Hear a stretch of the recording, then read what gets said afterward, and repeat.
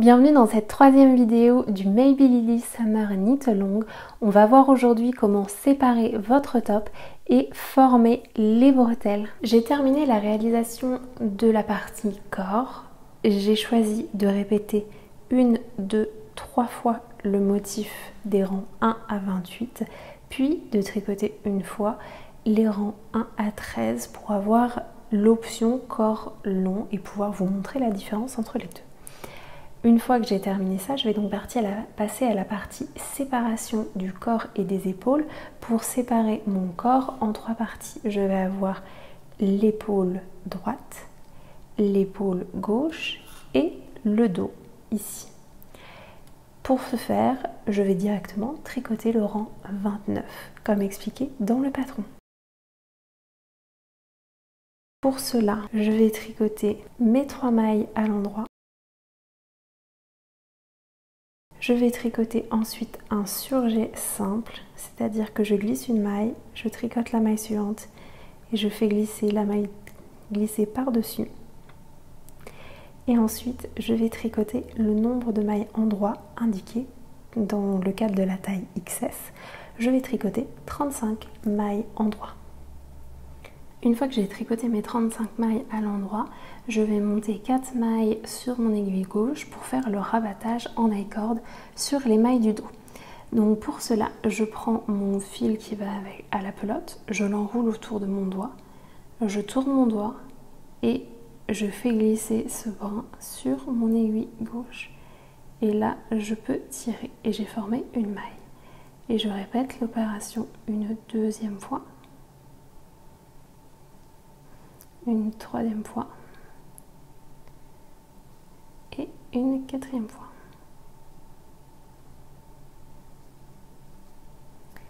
Maintenant que j'ai mes 4 mailles sur mon aiguille gauche, je vais pouvoir tricoter 3 mailles à l'endroit.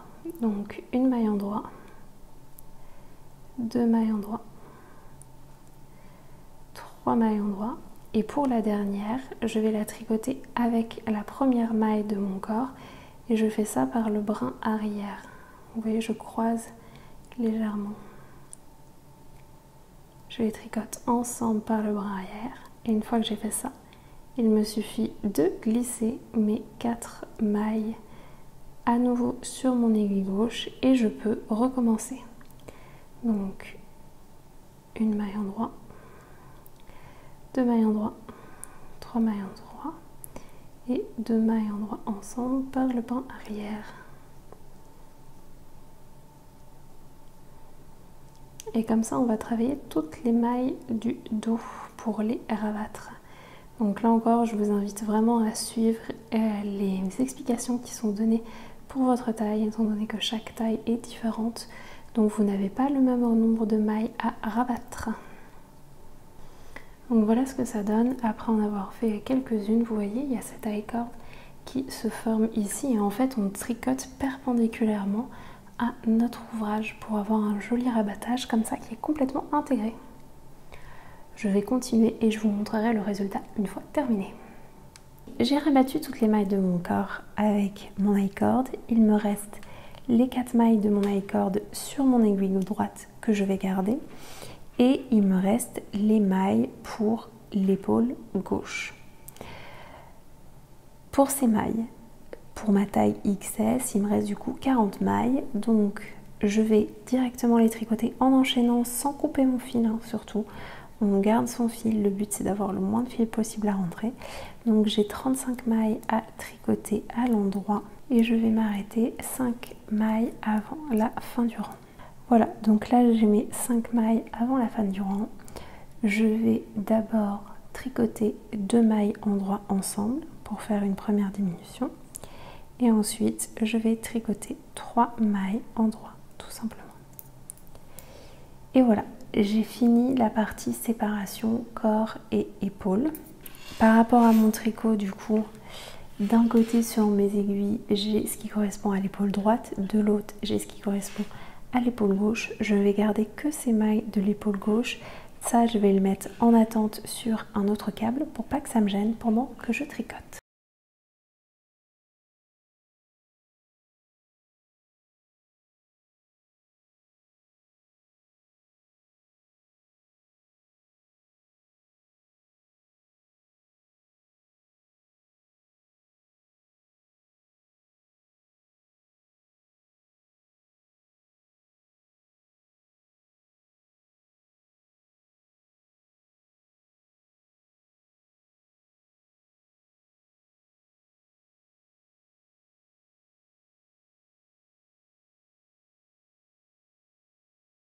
Donc je suis maintenant prête à tricoter mon épaule gauche. Pour cela, je vais suivre les explications du diagramme numéro 1. Alors attention, vous avez un diagramme par taille puisque chaque taille a un nombre de mailles différent et donc un diagramme différent.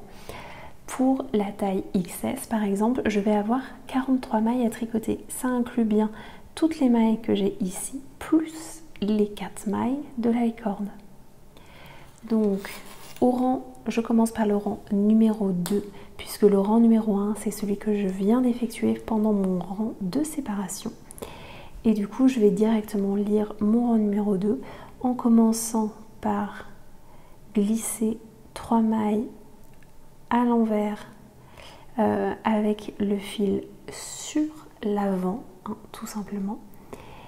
Et ensuite, je vais faire 2 mailles ensemble à l'envers pour faire la diminution. Voilà.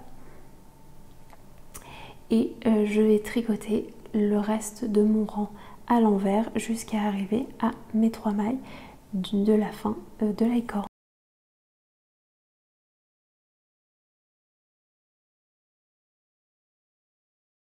Donc je suis arrivée à 3 mailles avant la fin du rang, donc c'est les mailles de la corde que je vais tout simplement glisser à l'envers avec le brin sur l'avant avant de retourner mon ouvrage. Et vous voyez, du coup, j'ai la continuité de la corde qui va se faire sur la bretelle, tout simplement.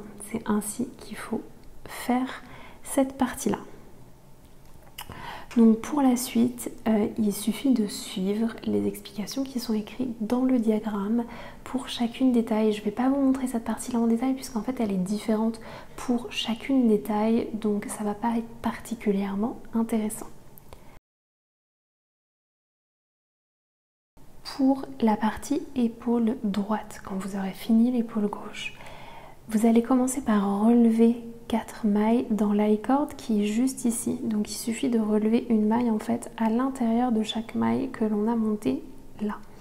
Et ensuite vous tricoterez à l'envers, donc depuis l'autre sens, votre rang du diagramme numéro 2. Et donc du coup vous aurez ainsi le bon nombre de mailles, le même que celui sur l'épaule gauche. Donc c'est très important, hein, gardez bien en tête que à l'intérieur des diagrammes sont incluses les mailles de la corde de part et d'autre, et c'est ainsi que vous réussirez à trouver le bon nombre de mailles.